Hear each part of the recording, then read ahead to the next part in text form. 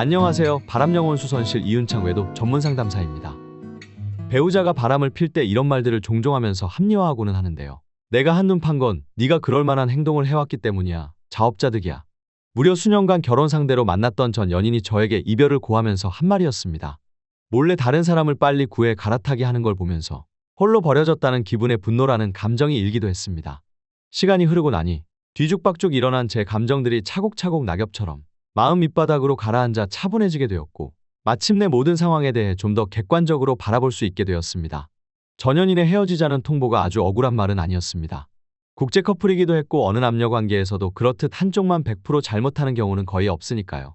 문제는 내가 그럴 만한 행동을 했기 때문에 우리는 이별하는 거야 라고 소위 지하철 갈아타버리듯 사전 작업을 끝낸 그녀의 환승이별 방식이 제게는 잘 이해되지 않는 것이었죠. 환승이별이나 외도 배우자의 행동 저변에는 회피 성향과 죄책감, 자기 방어와 수동 공격 등 여러 가지 이유가 깔려 있습니다. 외도 배우자도 본인의 행동이 옳지 못하다는 것을 어느 정도 알고 있습니다.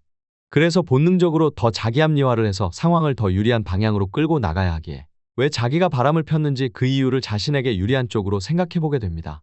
배우자에게 그동안 마음에 안 들었던 것 혹은 자신이 상처받았던 경험을 상기시키며 그럴듯한 이유들을 계속해서 만들어내는 것이죠. 부정적으로 두뇌 회로가 계속 돌아가다 보면 그것이 자기 세뇌로 이어지게 됩니다. 내 바람에 대해서는 정당한 이유가 있고, 더 나아가 배우자에게 적반하장식으로 그건 네 잘못이야, 네가 다 이렇게 만든 거야 라고 가스라이팅을 하게 되는 것입니다.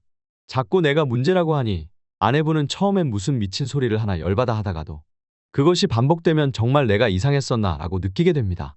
내가 조금 더 잘해주고 잘 챙겨줬으면 말 한마디라도 따뜻하게 해줬었으면, 평소에 대화만 조금 더 했더라면, 상대방을 배려해 주었으면 더 좋았을 것을, 그런 바람까지 가지는 않았을 수도 있었을 텐데. 그런데 따지고 보면 배우자의 바람은 당신의 잘못은 아닙니다. 당신은 가치 있고 오히려 존중받아야 할 존재입니다. 불륜한 배우자를 사랑으로 감싸 안으면서 스스로 자책하는 행위를 계속해서는 안 됩니다. 외도 배우자는 불륜에 중독되어 이미 자기 통제 능력을 상실한 상태입니다. 그의 행위들을 이해하려고 들면 아내분의 마음만 더 다칠 수 있습니다. 둘 사이에 정말 문제가 있었다면 그것을 해결하려 노력을 하던지, 아니면 차라리 이혼을 선택해 책임질 부분은 책임을 지고 다른 사람을 만나던지 했어야 합니다. 제대로 해결하려 노력하려고 하기는커녕 그러한 노력이나 용기도 없었다는 것이 핵심입니다. 배우자가 문제를 회피하며 불륜으로 도망간 순간 모든 것이 핑계일 뿐입니다. 한마디로 책임감도 없고 도덕성이 낮은 사람의 자기 합리화일 뿐이지요. 모쪼록 외도 배우자의 핑계를 듣고 아내분들이 괴로워하지 않기를 바랍니다. 외도는 절대 그 어떤 이유에서도 아내의 탓이 아닙니다. 스스로 심리적인 충동 조절에 문제가 있음을 드러내었으며 스트레스와 결함을 통제하지 못한 외도 배우자 본인의 문제라는 것을 알아야 합니다. 이런 외도 배우자의 가스라이팅에 호응하거나 용인해 주기 시작하면 남편들은 자기가 던진 말에 수긍해주니 더 심한 가스라이팅으로 아내를 더 기만해 옵니다. 반면 아내분들의 자존감은 붕괴되고 무기력증은 더 심각해집니다.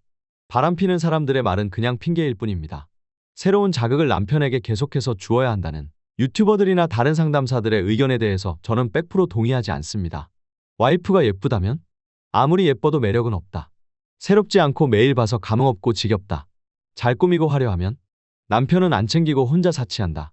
안 꾸미고 수수하면?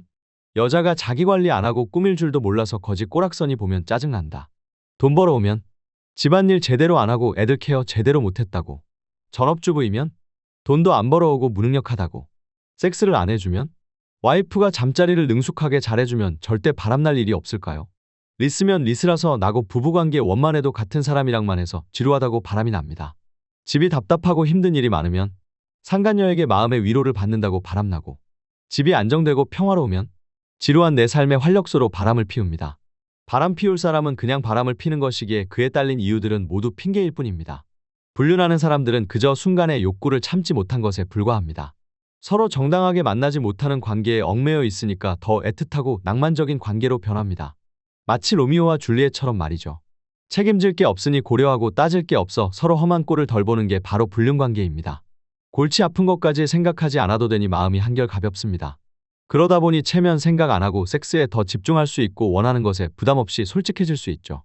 그러니까 쾌감도 더 커지게 되고 몰래하는 관계가 아주 짜릿하고 좋은 것입니다. 즉 배우자는 부담 없는 관계 자체에 중독되어 버린 겁니다. 외도 배우자의 가치를 높게 평가하셔서는 안 됩니다. 오히려 아내가 외도를 했더라면 자기를 배신했다며 성질내고 눈이 뒤집힐 일이었을 겁니다.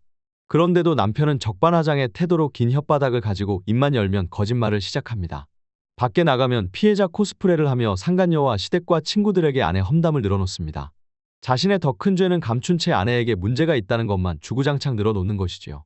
이와 비슷하게 가정폭력 남편도 갖은 이유를 가져다 댑니다.